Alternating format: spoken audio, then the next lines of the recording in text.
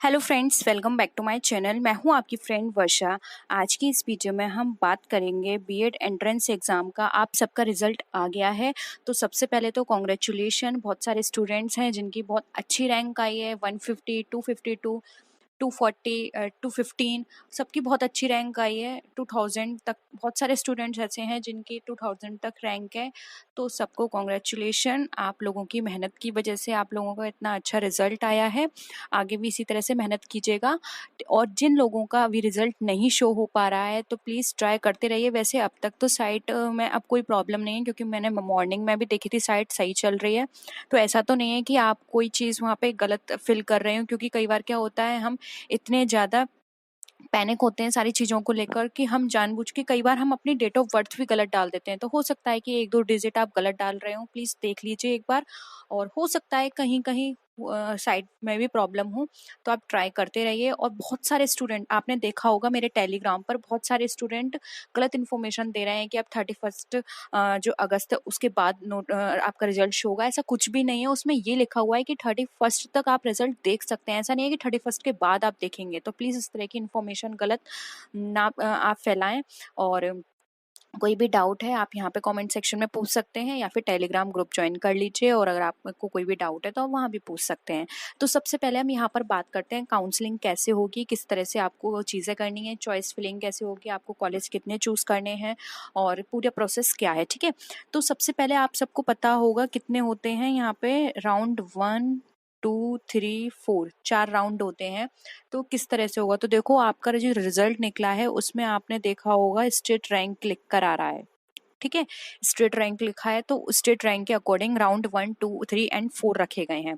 तो first round में अगर हम बात करें तो 1 से लेकर 50,000 तक की जिस स्टेट रैंक जिन भी स्टूडेंट्स की है वो राउंड 1 में अपनी काउंसलिंग कराएंगे। ठीक है, अगर होती है तो उनकी, और अगर इसमें से कुछ लोग रह जाते हैं तो राउंड 2 में जाएंगे। और राउंड 2 में कहाँ तक होगा, जिनकी रैंक 50,000 1 से 1,40,000 तक है, वो राउंड 2 में कराएंगे। और अगर कुछ स्टूडेंट्स ऐसे हैं जिनकी 1,40,000 से ऊपर है रैंक, वो यहाँ पर कराएंगे 2,40,000 तक।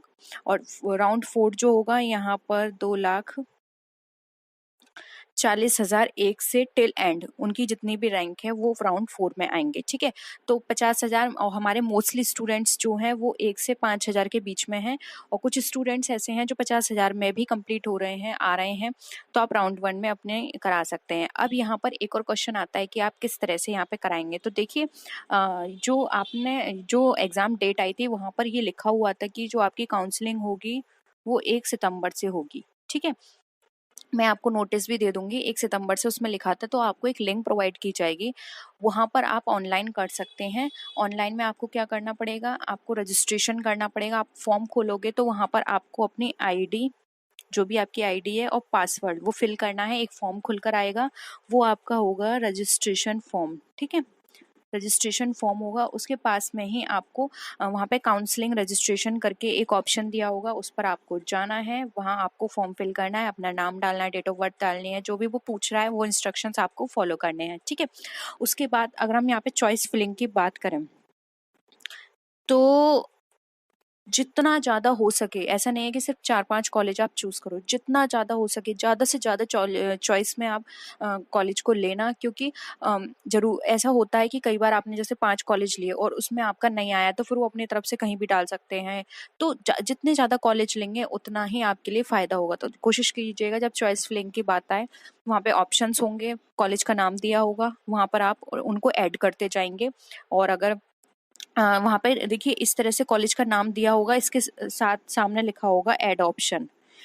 ठीक है, तो आप यहाँ पर इस ऐड ऑप्शन पे क्लिक करते जाएंगे तो ये आपके कॉलेज वहाँ पे आपकी चॉइस में सबमिट होते जाएंगे। ठीक है, उसके बाद आता है एक अलॉटमेंट लेटर इशू होगा। ठीक है, वहीं पे ही वो आप ले लीजिए, लैपटॉप से आप कर सकते हैं खुद, या फिर आप किसी भी कैफ़े में जाके ये करवा सकते हैं काम।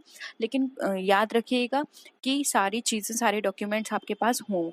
इसके साथ एक लिस्ट बना लीजिएगा कॉलेज की, जैसे मैंने आपको यहाँ पे कॉलेज बताए हैं, तो एक पहले से ही लिस्ट बना के चलेगा कि आपको किस किस एरिया में, जैसे कि कई स्टूडेंट होते हैं जो उनका होम टाउन होता है वहाँ से दूर नहीं जाना चाहते, या फिर कुछ स्टूडेंट्स ऐसे उन्होंने पहले से ही सोच के रखा है कि मुझे ये इस कॉलेज चाहिए, तो आप अपने उन सारे कॉलेज की एक लिस्ट बना लीजिएगा, जिससे कि आपको वहाँ पे ढूंढने में प्रॉब्लम ना हो। अगर पहले से ही लिस्ट तैयार होगी 10 से 15 कॉलेज की, जितने भी कॉलेज आप चूज़ करना चाहते हैं, तो वहाँ पर आपको बहुत आसानी होगी उसको ऐड करने में। ठीक है, तो पहले से ही लिस्ट बना लेना अपने कॉलेज की जिसमें भी आप लेना चाहते हैं।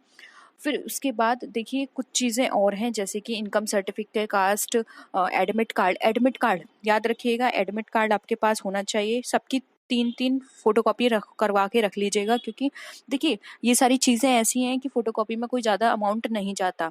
एक्स्ट्रा करके रखेंगे तो प्रॉब्लम नहीं होगी, और अगर कम करके रखेंगे तो वहाँ पर अगर आपको ज़रूरत होगी तो आपको भागना पड़ेगा। ठीक है, तो 3-3 सेट सबके बना लीजिएगा। मैंने आपको टेलीग्राम पर लिंक दे दिया कौन कौन से डॉक्यूमेंट चाहिए उसकी, और अगर आपने नहीं देखी है तो मैं इस वीडियो के नीचे भी डिस्क्रिप्शन बॉक्स में या फिर कमेंट बॉक्स में मैं उसका लिंक फिर से दे दूंगी, आप देख लीजिएगा कौन कौन से डॉक्यूमेंट्स लगेंगे। इसके साथ ही साथ मैं शॉर्ट में और बता देती हूँ, जैसे कि आपका जो रिजल्ट आया है उसकी कॉपी निकलवा के रख लीजिए, आपका कास्ट सर्टिफिकेट, अगर आप ओबीसी SC ST में आते हैं, जनरल का कास्ट सर्टिफिकेट नहीं होता है। ठीक है, और 10th 12th और आपका जो भी ग्रेजुएशन है उसकी डिग्री आपके पास होनी चाहिए। काउंसलिंग लेटर आपके पास होना चाहिए। अगर आपने NSS या स्काउट का कोई भी आपके पास सर्टिफिकेट है तो उसको भी जरूर लगाइएगा, क्योंकि उसके आपको अलग से मार्क्स मिलते हैं।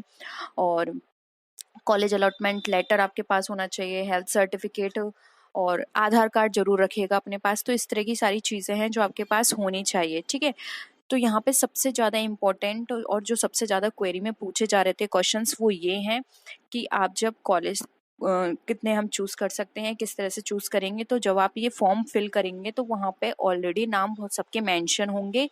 बस आपको क्या करना है, अगर आप पहले से लिस्ट आपकी प्रिपेयर होगी, ठीक है, तो वहाँ पर आपको उसको सेलेक्ट करने में आसानी होगी। नहीं तो इतने सारे कॉलेज के नाम होंगे वहाँ पे, आपको पढ़ने में बहुत सारी चीज़ें, इतनी प्रोसेस करने में बहुत टाइम लगेगा। एक एक नाम आप देखेंगे और वहाँ पे तो सीरियल वाइज दिए होंगे सारे नंबर। ठीक है, तो यहाँ पर आप पहले से लिस्ट बना के रखिए, डायरेक्ट आप उसको सर्च करिए और ऐड कर दीजिए। ठीक है, और इसके अलावा और भी स्टूडेंट्स हैं जो बोल रहे थे कि हमारी काउंसलिंग में हमारी गवर्नमेंट सीट मिलेगी या नहीं।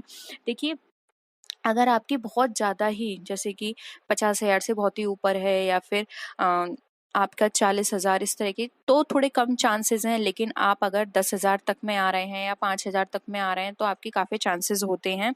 ठीक है, और ये भी डिपेंड करता है, बहुत सारे स्टूडेंट बोल रहे थे कि पहले इतने नंबर पर सिर्फ इनकी इतनी रैंक गई थी, हम और हमारे इससे ज़्यादा नंबर है तभी भी हमारी रैंक बहुत ज़्यादा गई है, ऐसा क्यों।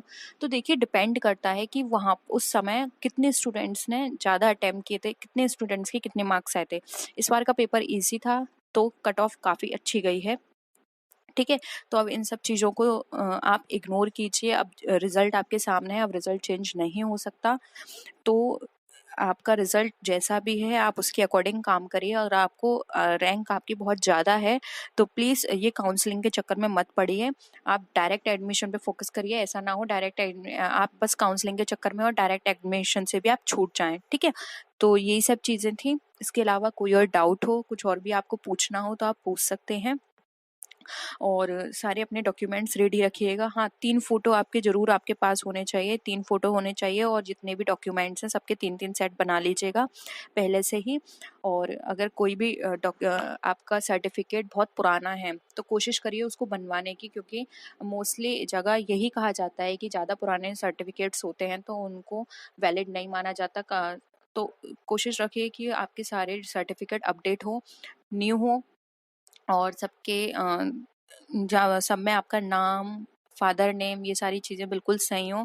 ऐसा ना हो इन छोटी चीज़ों से आपका डॉक्यूमेंट्स जो हैं वो अधूरे रह जाएं। ठीक है, तो होप यहाँ पर आपको ये वीडियो हेल्पफुल रही होगी, और कोई भी क्वेरी हो आप ज़रूर पूछिएगा।